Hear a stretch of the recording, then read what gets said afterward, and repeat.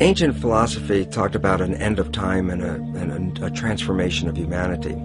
And while they could tell us about when this might occur, they really didn't underline why it would occur. Now we know why we are facing our imminent extinction on this planet and coming to those prophecies and making them real. And that is this.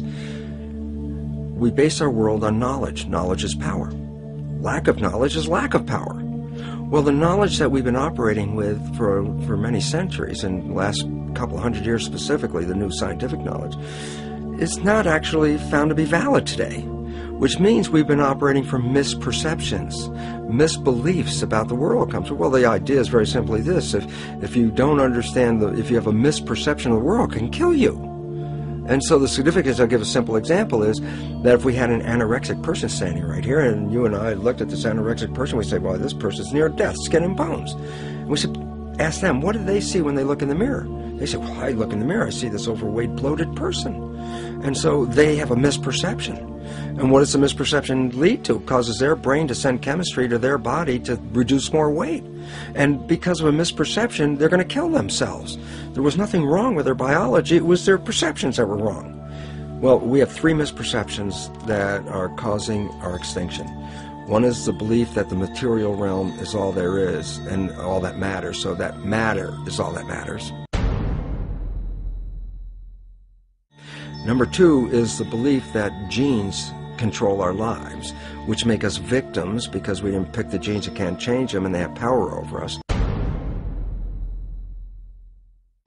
And the third one is an extension of Darwinian belief that says that the world is based on a struggle for survival. We all know about the rat race. Why is it a rat race? Because our fundamental belief is that if you don't go out there and fight to stay alive, you'll be trampled and killed. And so we see a world based on this Darwinian world, a nightmare of a struggle for survival, which involves war and competition and gouging each other for each one climbing up on the back of another to stay alive. So what's wrong with these perceptions? Well, number one, the belief that matters is all that matters. That's a Newtonian belief. Quantum physics has come in and said, boy, did you make a mistake on that. It's not the physical matter that's most important, it's the invisible stuff you can't see, because it's the invisible fields, the energy fields, that shape matter in the same way that a magnet can cause the shaping of iron filings. So if you look at the structure of what's going on in here and blame it on the structure, no, you missed it. It's based on the invisible. But the biggest part of contribution to that invisible from us is our mind. Our minds are shaping the world. So whatever we believe is like a magnetic field that shapes our biology and our life to conform to the belief. So it says, wow, if that's true, then all of a sudden we should put more emphasis on the mind than on the body part. And that if we change our beliefs, then we can save our world.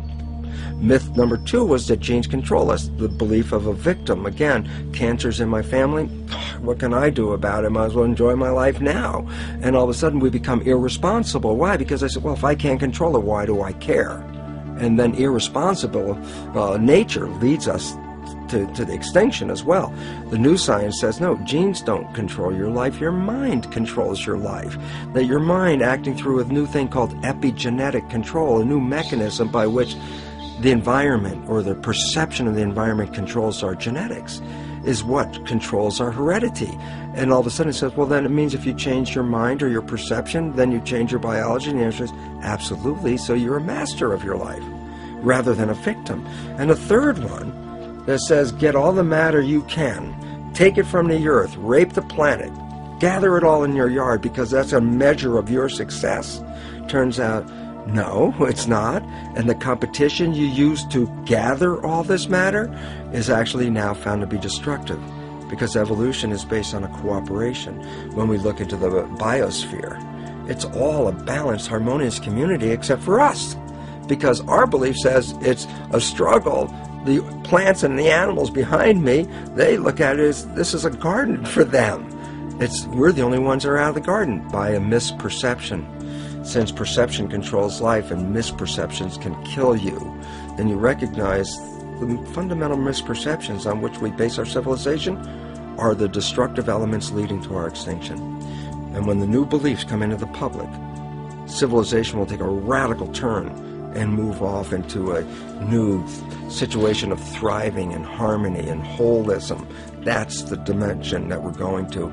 This is the end of the civilization of the old beliefs and the transition into the new one.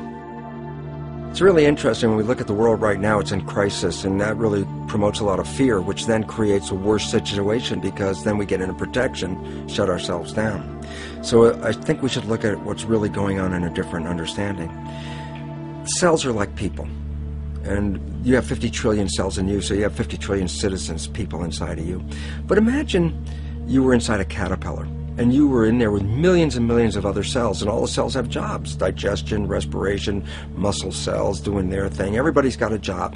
Caterpillar's growing. Everybody every day at the end of the day go, wow, man, we were working today. This thing is building. The caterpillar's getting bigger and bigger. The economy in that caterpillar's growing. So you as cells inside, you don't see the outside world, you see the inside world of your universe of cells as workers and all that. And you're looking around saying, yeah, system is growing, economy's great, everything's wonderful.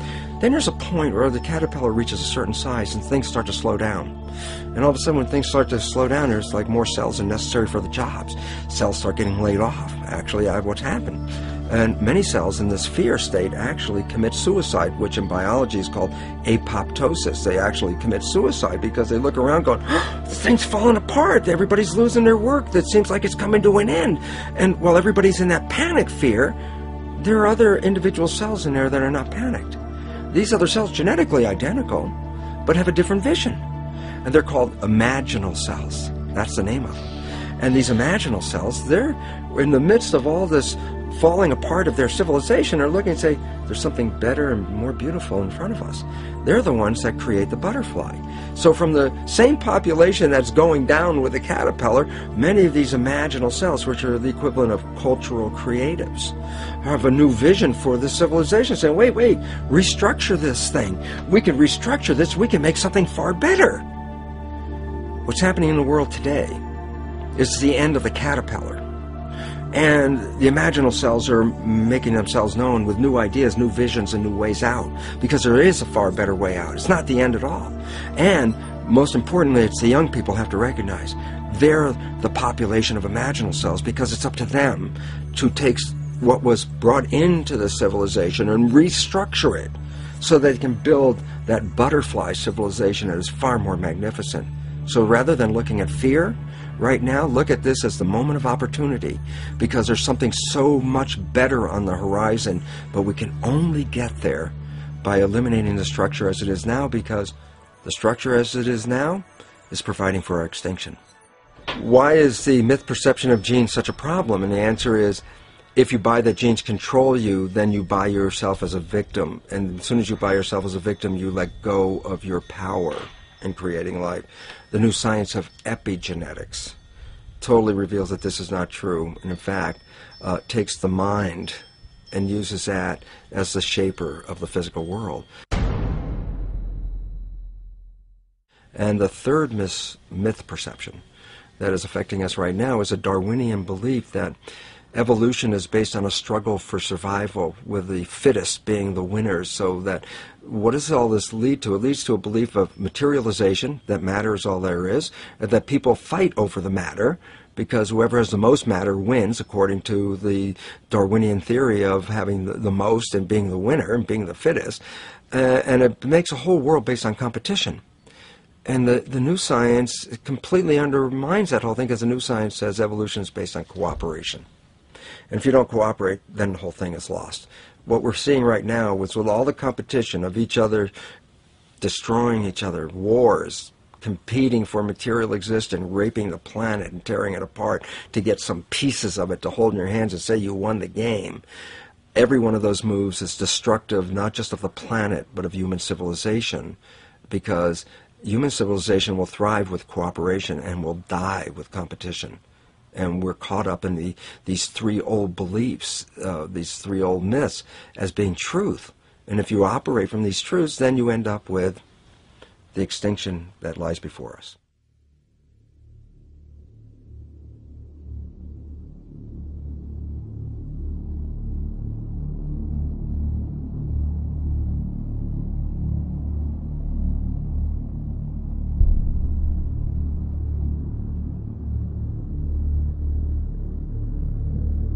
Nice to see you, Michael. Good to be here, Gary. This, I believe, calls into question Darwinian's theory of evolution. Is that correct? Yes, Gary. Essentially, that theory says that human beings like us have been around for about 100,000 years.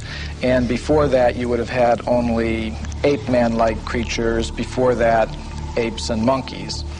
What we found, however, when we looked into the entire history of archaeology, my co-author and I did 8 years of research. We looked at every archaeological discovery that's ever been made, and what we found is that there are hundreds of such discoveries that indicate human beings like ourselves have been around for literally millions of years. We had to do 8 years of research, translate papers from German, Russian. You referred to in India the Vedic literature? Well, yes. I was saying in the beginning that we do take our inspiration from these ancient Sanskrit writings of India.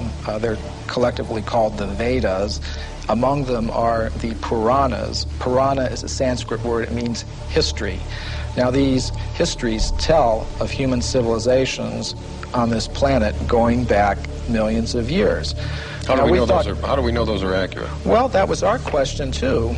Richard Thompson and I, we thought, well, if there's any accuracy to those statements, there must be some factual evidence to back them up. Now, when we looked in the current textbooks, of course, we didn't find any such evidence, but we thought, well, let's look a little bit further. And as I said, that led to an 8-year research program where we investigated every archaeological discovery ever made. And what we found is that, practically speaking, archaeologists and anthropologists have buried almost as much evidence as they've dug up. In other words... Or perhaps overlooked? Cast aside? Well, yes, cast aside. And there have been some outright cases of suppression where people who have reported such things have had their careers ruined.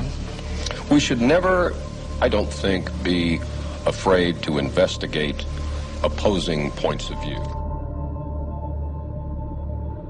This human person who looked like us, existed millions of years ago, did not evolve from an ape, as we are led to believe in the Darwin theory. Why has this evidence been suppressed, and what kind of evidence have you found to support this? Well, I'll give you a very good example. Now, one example from historical times is during the California gold rush days, miners were digging tunnels thousands of feet into the sides of mountains. Now, the rock in these mountains is over 10 million years old. So when they were digging these tunnels, they were finding human skeletons, they were finding stone spear points, they were finding mortars and pestles, hundreds of them at dozens of locations. Now, all these were gathered together, reported to the scientific world by J.D. Whitney, who was the state geologist of California. And he published a massive book about them by Harvard University. Harvard University was the publisher. Now, what happened to these artifacts? Why aren't they on display in museums? Why aren't our children taught about them in schools? There was a very powerful anthropologist at the Smithsonian Institution named William H. Holmes. And he said to Whitney, "You, Dr. Whitney, if you had understood the theory of human evolution as we understand it today, you would have hesitated to announce your conclusion, namely that human beings existed millions of years ago, despite the imposing array of facts with which you were confronted."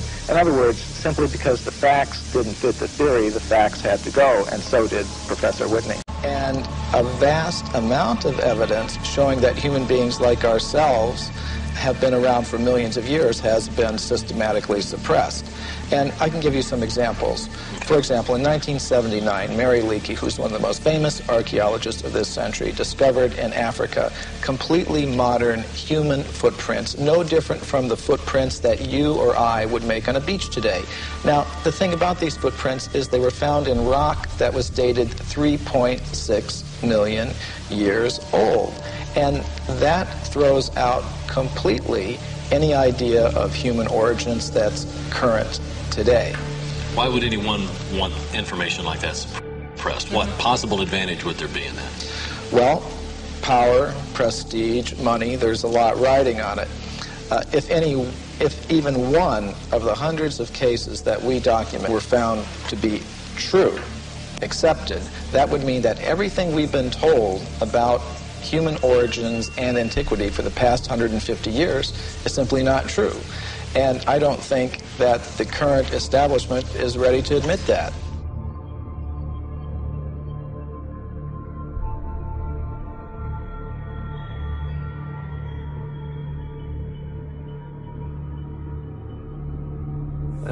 I think that scientists find it harder in some ways than many other people, you see, and some other people, because there's still a strong commitment, even perhaps partly unconscious, to the old atomistic worldview. So what you're saying is that science has shown us something that scientists do not want to see?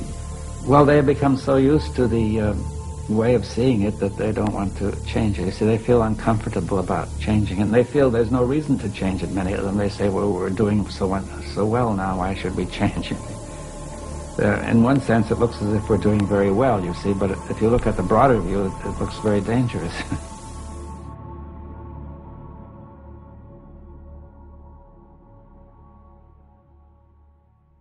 In the 1840s, there was a scientific magazine called The Geologist, and it reported that in Macoupin County, Illinois, which is right here in North America, in the United States, a human skeleton, just like ours, had been uncovered in a coal mine, in solid coal 90 feet deep underneath the ground.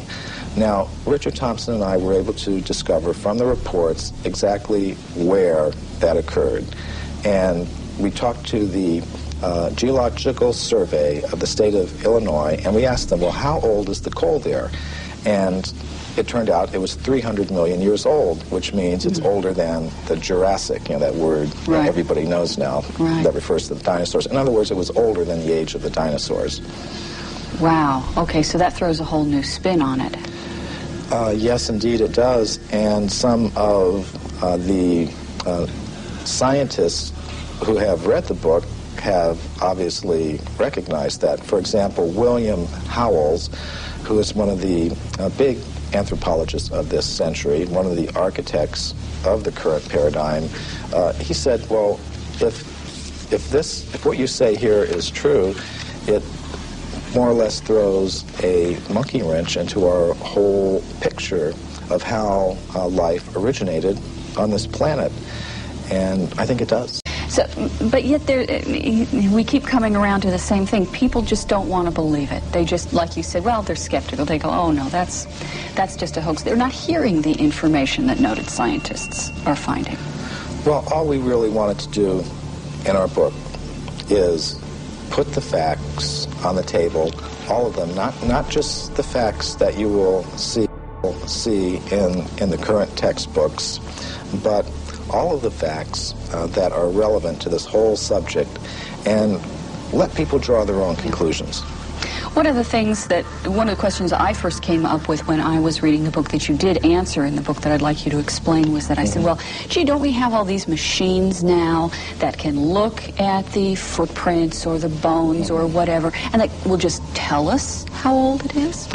Oh, this is a very common perception. We have such faith in technology and those who employ it that when we hear about things like carbon-14 testing or potassium-argon testing, we think it really is a very simple process, almost like you pop something in the microwave and boom, it comes out. It's not like that at all. These are very complicated procedures. What I found in practice is that scientists may run several tests on the same piece of bone. Some of the ages will be very great, some very small, and they will tend to pick the date to publish in their scientific literature that most fits the idea that they start out with about how old the fossil should be. Now that often happens. What do scientists and researchers have to gain by distorting their findings? I mean, you would think that if they truly think that they found evidence of of man pre-existing the dates that we take for granted right now, that they would want to be published, that they would want people to hear about this, that they would get their name up in lights, as it were, as making this remarkable discovery. Why is this so suppressed? Well, there are tremendous pressures for conformity within the scientific community. For example, for every academic post that opens up, every professorship that opens up in an American university, there are generally hundreds of applicants. Mm-hmm. And it does not help your reputation if you go reporting things that should not be reported. It could be very bad for one's reputation. And in our book, we document several cases of that. For example, Virginia Steen McIntyre. She's a geologist who I personally know. She lives in Colorado now. She went to Mexico in the 1970s, and she was a geologist with the U.S. Geological Survey. She dated a site there where some human artifacts have been found at 300,000 years. Mm-hmm. All her test results show that that was the age of that site.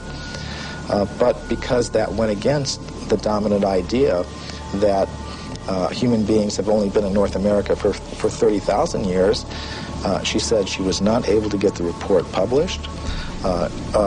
She was labeled a publicity seeker and a maverick in her community of scholars, and she said she eventually lost a professorship that she held at an American university because of this, and hasn't been able to work as a geologist since. Now, this is not the normal picture that we have of how science works, but unfortunately, these are the sorts of things that can happen, and these are the sorts of pressures that can be applied in order to keep a certain view intact. Mm-hmm. So what do people need to do now? They apparently, we need the public to open their minds up a little bit more to alternative ideas to what we've been taught. Well, I think one thing we need to do is develop a little bit more of a healthy skepticism towards pronouncements from spokespersons from the scientific community. Just as we've learned not to accept without question every pronouncement that may come from the press secretary of a politician or the public relations office of a corporation. We may want to dig a little further, keep an open mind, have some healthy skepticism, and I think perhaps we've placed spokespersons from the scientific community on a little bit of a pedestal, and we may need to give them the same sort of treatment that we would give to spokespersons from other groups in society. Let's just put the facts on the table and look at them and see how they've been dealt with. It shouldn't matter, what your motive is. It's like bowling. If you bowl a strike, who cares if you're doing it for this reason or another? I mean, facts are facts. Now, the facts that we've uncovered... we know statistics can be distorted for whichever way someone wants them to be distorted. We know that. Right. You and I could take the same statistic and change it around and make it look different. So let's look at them. You have talked in terms of the fact that scientists don't cheat. That's a myth. You say there's actual cheating going on. Oh, that's very well documented. For example, the Piltdown case is a very famous case that documents that. Now, what that has to do with is early in this century, there was a purported discovery of an ape man in England based on a skull and a jawbone. And this Piltdown ape man, was in the science textbooks for about 40 years. And then suddenly it was revealed that the British Museum had tested these fossils and determined that it was a very elaborate hoax. And many people have speculated about the identity of the person who was the hoaxer. and practically all of them center on different scientists in England, such as Sir Grafton Elliot Smith or Sir Arthur Smith Woodward, all very well-established scientists in England, because only somebody who knew the scientific method very well could have prepared these fossils in such a way that they would have fooled the scientific community all around the world for 40 or 50 years. So some scientist who wanted to perhaps give some evidence in favor of evolution, because there's not very much of it, invented this ape man, and in a very sophisticated way cheated, literally. And this is admitted by the scientists themselves. And there are more examples I could give. Evidence that goes against human evolution is reported only by crackpots. Now this is one of the standard techniques that the scientific community tries to use against anybody that reports something that goes against their ideas. They try to label them in a derogatory way without actually discussing the facts. And I think we've all had experience of that. But the real facts is that actual scientists have, over the past 150 years, reported many astounding facts that go against the theory of evolution. And the present scientific community doesn't want people to know that. They want to promote the idea that anybody that's against evolution is somehow or other a religious fanatic, a crackpot, but it's simply not true. And I've personally met scientists who have discovered some of these things, and what happens to them is it's very unfair, the treatment to which they are subjected. We're going to go to Anton in Brookfield, Wisconsin. Anton, how are you? Fine, thank you. Your comment. I've often wondered how the perfect complementary male-female systems of reproduction could have evolved from unintelligent life forms. You know, Anton, not only is that a good question, but also the point is if evolution occurred, it'd have to be simultaneous evolution of both species at the same time. Right. Because if it took 1 million years for the female to evolve, it would have kind of messed up the whole procreation thing, wouldn't it? Right. That's my question. A good question. Stay right there. Michael Cremo, your response. Well, I would like to put together a book called Darwin's Fairy Tales. And I think that would be one of them. You can just look at so many examples of complex structures and behaviors in different creatures, whether it's how the spider learned to spin its web, or how our human reproduction system came about, or any of these things. They're a complete mystery. They're not explained even theoretically by the evolutionist. And what they do is, when they want to explain anything, they just wave their magic wand and said, it happened by evolution. And that's why I call it Darwin's Fairy Tales. If you were to predict what archaeologists might find, you would say, well, they would tend to find a very bewildering mixture of anatomically modern human fossils, ape-man-like fossils, crude stone tools, articles indicative of a higher level of culture, all sort of mixed up and going back, hundreds of millions of years. Mm-hmm. I think you might also predict that given the biases of investigators towards a linear progressive idea of time, with things beginning in a very simple state and progressing in a linear fashion to a more advanced state, that they might edit that record to conform to their linear progressive biases. And indeed, both predictions we found in our investigations do come true. You actually do have that very bewildering, mixture of advanced artifacts and bones mixed up with more primitive ones going back hundreds of millions of years. And you also do find a very systematic editing of this record to conform to a linear, progressive, you might call it evolutionary view of things, which is quite amazing. Of course, if we have this sort of cyclical picture, circular picture of things, much of conventional science will need to be readjusted. There's still a strong commitment, even perhaps partly unconscious, to the old atomistic worldview. So what you're saying is that science has shown us something that scientists do not want to see. Well, they have become so used to the way of seeing it that they don't want to change it. You see, they feel uncomfortable about changing it, and they feel there's no reason to change it. Many of them, they say, well, we're doing so well now, why should we change it? In one sense, it looks as if we're doing very well, you see, but if you look at the broader view, it looks very dangerous.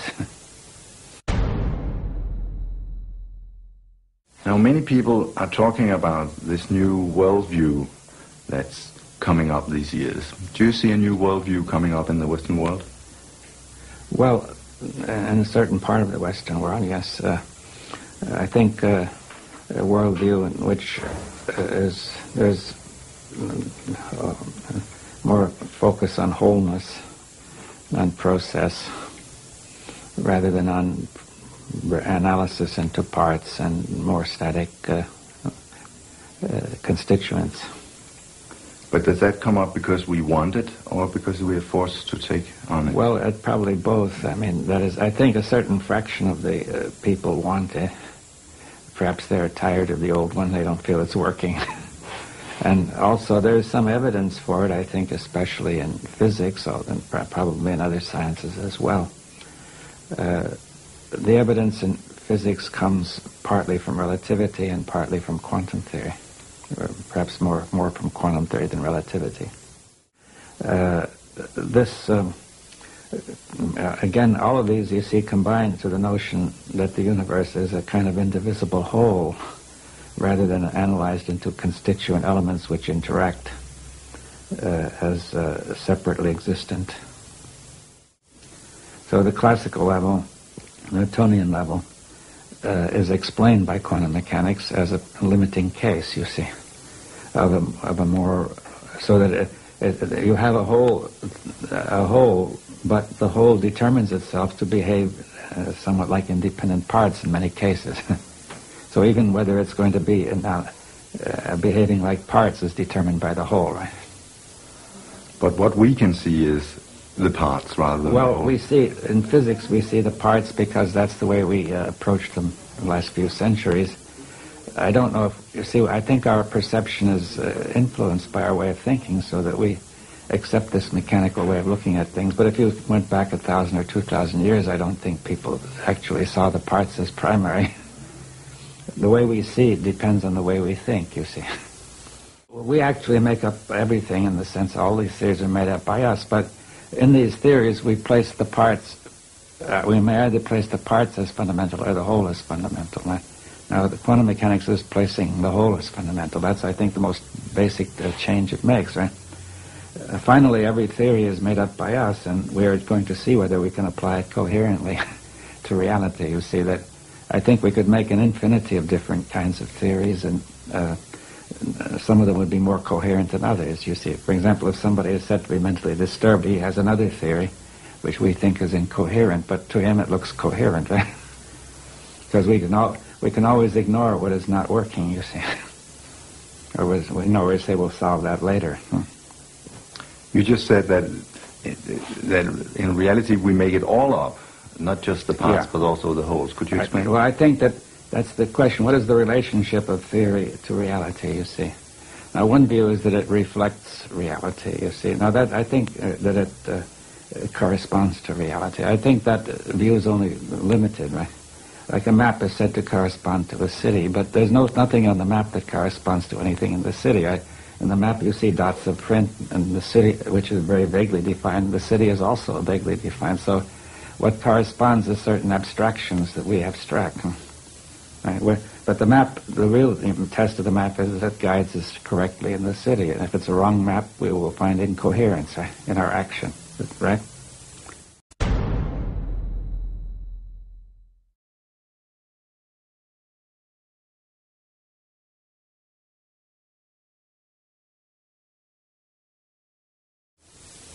But in effect, that's what you are doing. Yeah. And in effect, you are questioning the whole Western worldview. Yes. Well,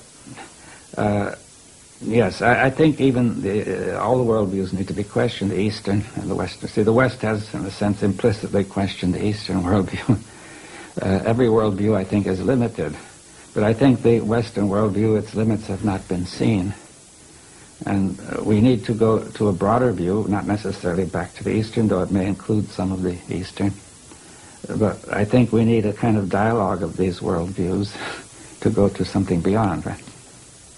Where do you see the limits of the Western worldview? Well, just in the way of saying that it focuses too much on analysis, and it tends to lead to fragmentation. You see, now what I mean by fragmentation is not just division, distinction, but because the parts in the whole are correlative concepts. You see, a part is a part only because it's part of a whole, like a machine or a watch. Right? Now, a fragment is something it means break it up. You see, that's the root of the word, to smash. Right? So if you smashed a watch, you would get fragments. Now, the Western view, it aims at getting the true parts of the universe, but in some ways, perhaps it gets fragments, not to some extent in physics, but much more so in fields like biology, psychology, sociology, and so on. Right? But now, if you break it up falsely into fragments, then you have confused. You see, you're going to treat these as separate when they're not, and also you're going to unite what's in the fragment when it's not united, right? So it leads to confusion. So in the West, you tend to confuse the part for the whole and vice versa? Yeah, you get confused about the part and the whole because you take a fragment as an independent whole. But if you take the true whole that includes everything, it would also include you and include your perception of the whole. Yes. So could you ever tell me your way of perceiving the whole to anyone else? Well, we can have a dialogue and so begin to exchange, you see. In other words, I can't tell you unless we're talking together. You see, we have to exchange our views on that, right? And perhaps now... and then there comes the problem that people are ready to listen to somebody else's worldview, you see, seriously, without resistance, without opposition. But I think the observer is an intrinsic part of the whole. That's what quantum mechanics is teaching us, too, in physics, right? That the observing instrument is just as much part of the whole, and therefore, because of the possibility of these non-local interactions in quantum mechanics, when an observation is made, the two systems are not really distinct, you see. Therefore, they participate in each other, and you cannot therefore get an unambiguous meaning to the measurement, right? The same happens between human beings. You see that if somebody tries to measure somebody else, talk to him, there's a mutual change which makes it impossible to get an unambiguous attribution of qualities.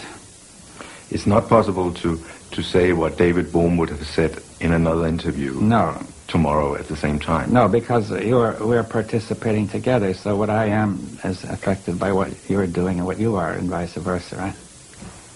That's exactly the sort of thing that happens in quantum mechanical observations. Okay, if I say then that when I think about the whole and the part, I end up understanding that if you understand the whole, you're not able to tell it to anyone else because then you step out of the whole and become a part. Well, I think there's a kind of communication. See, this is the point about having a different worldview. There is a kind of communication that does not begin by denying wholeness, you see. You see, if we say, here am I and here are you, and then we have already divided it, right? But perhaps we could communicate in the spirit of the whole without assuming that division, right? See, we're not trying to tell, that means I'm not trying to tell you what I think, you not trying to tell me, but rather together we are trying to discover how we're going to think together. Do you see the difference?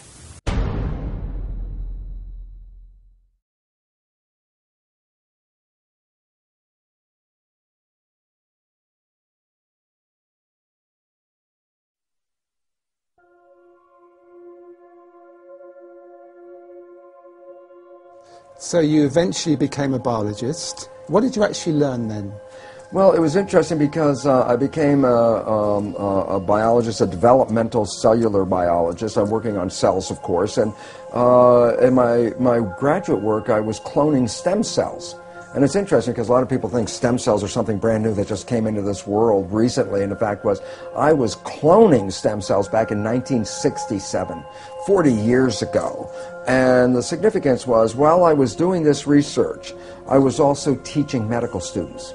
So I was teaching medical students the foundation of how cells work, the conventional story out of the textbook, genes control life, what we call the genetic determinism, the belief that genes control your traits, behavior, your physical characteristics, etc.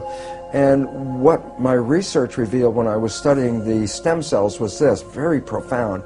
I put one stem cell in a petri dish all by itself, and it would divide every 10 to 12 hours. So it'd be 2, 4, 8, 16 cells, 32 cells. After about 2 weeks, I have thousands of cells in the petri dish, but what was unique?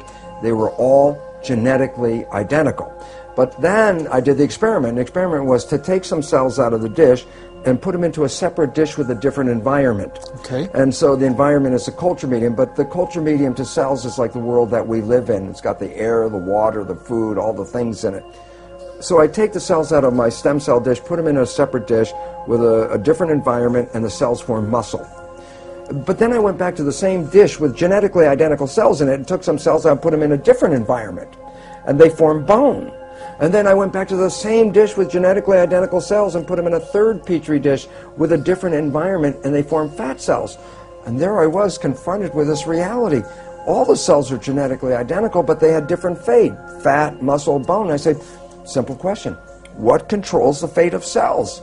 And the answer is the environment. It was the only thing that was different because they were all genetically identical.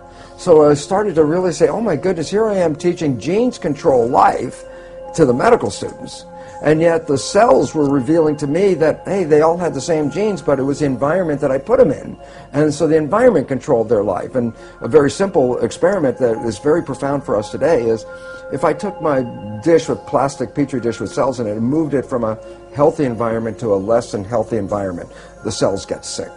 And if I were a doctor of cells, you might say, well, what kind of drugs would you give these cells? And it turns out, no, you don't give the cells any drugs. You just take the dish from the bad environment, put it back into a good environment, and the cells will innately, naturally come back to health again. So how did this realization impact you at the time? Because you were teaching something completely different. Yes. You did this experiment and you realized what you were teaching wasn't the full truth. Oh, absolutely. And then I had a problem with my colleagues because, first of all, they doubted my work, and then I brought them into the experiments and I had them observe them, watch them, and they all said, wow, yeah, the environment controls the cells. But they wanted to marginalize it, so they would say, oh, that's an exception or an anomaly because we're teaching genetic control. It didn't fit the story.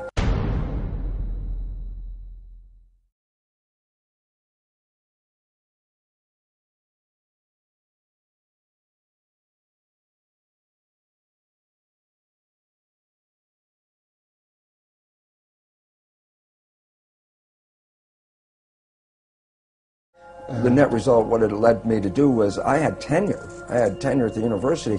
I walked out of the university and said, look, I can't keep my integrity and at the same time teach something I know was patently wrong. So I walked out because I saw that teaching the belief that genes control life was very, very incorrect. And it's very interesting because I did that in 1970. Now that's like 40 years ago. And guess what? The new science that is just coming into the forefront of our world today is something called epigenetic control. What I was teaching was genetic control by genes. The new science, which is now coming around, is called epigenetic control. And what that means, you understand the prefix epi means above. So you say epidermis, that means the layer above the dermis, skin. If I say epigenetic control, literally it says control above the genes. And this is the new science. And why is it profound? Because when you teach genetic control, you teach victimization. You didn't pick the genes as far as we know. The genes control your traits. You can't change the genes, so you become victimized by your heredity. And the new science, epigenetic control, reveals how your response to the environment, as you change your response to the environment, you change the fate of your cells, just like in the Petri dish. That makes you a master, because you're the one that has the opportunity to change your perception and response, so therefore you're the one that controls your genes. But it took you some time, didn't it, to actually incorporate that in your life? Because I know in the Biology Belief, your book, you talk about you went through a very unhappy period. Yes. Your father was dying of cancer. You had a very messy divorce from your first wife, and you weren't happy. And you thought at that point that actually your genes did influence, and you had unhappy genes. And it took you some time to actually realize that in your life you could change things. Yeah, it was very interesting because, again, I was still coming from the programs of my own deep beliefs, which I got from childhood on, about genetic control. And yet, it was funny because I was at that point also going out and beginning to talk to people about this new science, about if you understand what I'm talking about, you can create this fabulous life.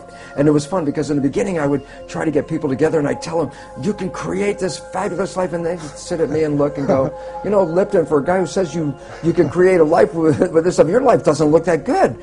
And essentially I almost said, unfortunately I didn't say the words, but I essentially said, well, do as I say, not as I do. And that was the opening point that said, oh my God, I can't just talk about the academics of the new science. To make it work, you actually have to apply the principles of the new science. And that was a change point in my life where I said, well, I'm not going to lecture on this unless I verify to myself that by influencing my personal beliefs and attitudes and things that I can change my biology.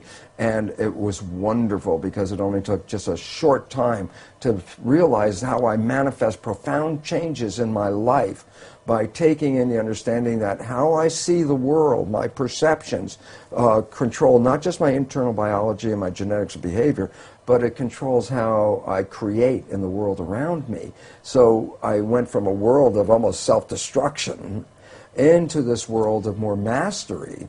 And the most exciting thing is I found since that time that I absolutely live in heaven because I've created a life. Let's look at practically how you did that, just so people pick up a few clues.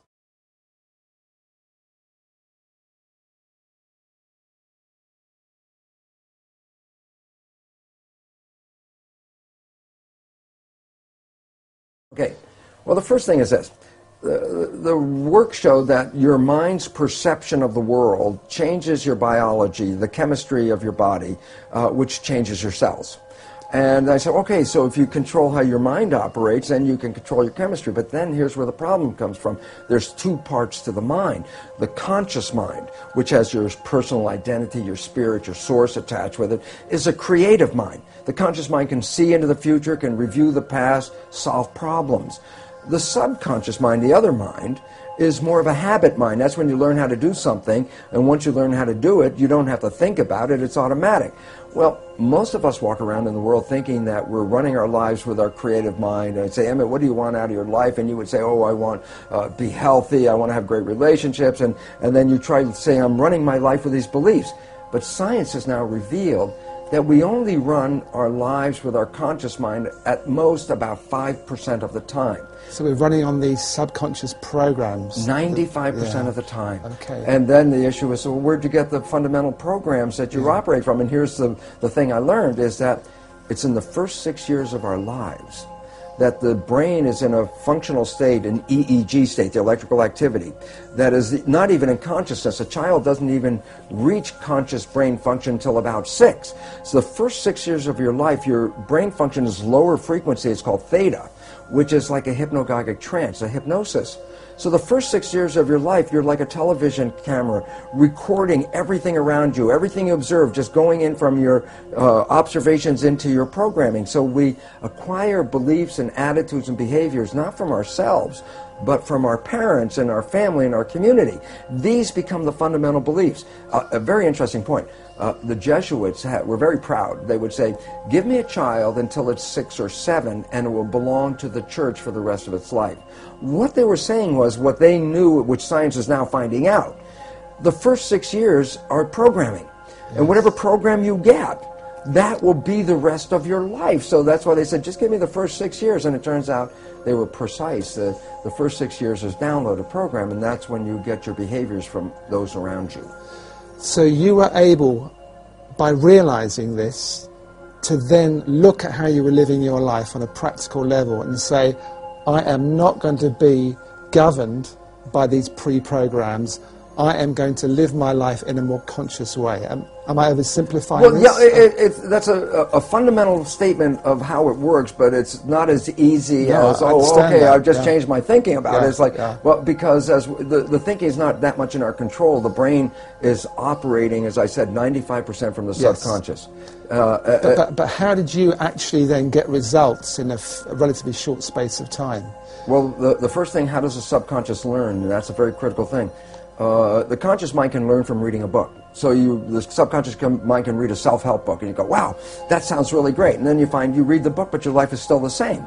And it turns out, why? And the answer is because the subconscious mind is more of a habit mind, things that you repeat over and over again. Yes. So the reality is, if you can stay conscious, be present, and when those negative thoughts come in our head, and psychologists tell us 70% of the time, the thoughts that are going through our head are negative and redundant, so the same negative thoughts are going through. If you could stop those thoughts, if you could hear them as they come through, like, oh, that's not going to work, or this will never happen, those kinds of thoughts. If you can hear them and stop them consciously, say, no, change the belief right there, just give the more positive thing. As you repeat this more frequently and you keep repeating it, the subconscious mind begins to learn. So as a habit, if you stay conscious, and you have to work at it, and here's why people say, well, how come only 5% from conscious mind, 95% from subconscious? Because the conscious mind can think into the future and think into the past and solve problems. Then think about it yourself. Most of the time, you're thinking about something. Well, if you're thinking, you're using the conscious mind. Well, if you're using the conscious mind for thinking, then who's running the show? And the answer is, when you're not paying attention and you're thinking about what I'm going to do tomorrow, your subconscious is running the show. So you used the words, be present. Be present. Which be mindful. We hear a lot. So be mindful, which really means be aware of what's going on. So you get an automatic reaction, you're aware of that, and you say, I don't want to go there, that's an old pattern, and you look at a new way to be in that situation. Exactly. And you have to repeat it over and over again, because if you think, well, I got mad at myself yesterday because I repeated that same stupid thing, and I got mad again today because I repeated the same stupid thing, and then people give up because they get frustrated. And it's like, no, it's a habit. So you have to every day, but ultimately you can repeat it. Yet there are, fortunately now, very many new healing modalities that can help you rewrite the subconscious beliefs much faster. So I get very excited because some of this may take work for people, because you have to really be present, and yet we're so bombarded with information and our lives are so busy that our conscious mind is almost always wandering, trying to resolve issues and problems and things we have to work out, which then means the subconscious mind is running the show. And it's very interesting, because most people will be very familiar with this story. I tell it to my audiences and they all laugh because they're familiar with it. And I say, look, you have a very close friend. You know your friend's behavior. And you happen to know your friend's parent. And at some point you see that your friend shares the same behavior as their parent. So you casually volunteer, you go, you know, Bill, you're just like your dad. And that's when you have to back away from Bill, because Bill's the first guy that says, how can you compare me to my dad? And everyone laughs because they're familiar, but I say, no, there's two very profound points from that one story. And profound point number one, everybody else can see that Bill behaves like his dad. He got his programming from his dad. It's only Bill who doesn't see it. And profound point number two, we're all Bill, because all of us got programming, and all of us operate with these programs, and we don't even see we're doing it. That we, even when told we're doing it, will deny that we do these behaviors because we don't even see when we're doing it. That's why it's called subconscious, below conscious. Because you went from, and I'm quoting from your book, wanting to be anyone but me, to being, I think you quote yourself as the happiest man in the world. You felt so happy. Oh my So you gosh. proved that this can work. Well, I had to, because I said when I first started talking about it, it was from an academic, conscious point of view. This is what I learned. But my subconscious programs were still exactly the same. So while I had this wonderful knowledge, my life still wasn't anything I wanted to brag about it, because it wasn't. And as you know, that old game, well, who would you like to be? And I could think of anybody I'd rather be than me. And yet, when I started to apply the new science and rewrite the subconscious so it supported me rather than the programs of limitation or disempowerment that we get from our parents and our community as children, which almost all of us get, when I put in the new programs, all of a sudden I started to find, my goodness, my life completely turned around. All wonderful things started happening in my life. I was healthier. I haven't been to a doctor in 20 years. I don't need that. I don't take any of their drugs. Why? Because most of the illness is just from the stress of not living in harmony. And when you learn to get rid of the limiting programs that we got as children and put in programs that support you, guess what? Then all of a sudden the place turns into heaven. And it's interesting, I tell people, well, you create your own life, and then they look around and go, I don't want responsibility for this, but I say, well, you didn't know you were creating with these unconscious beliefs.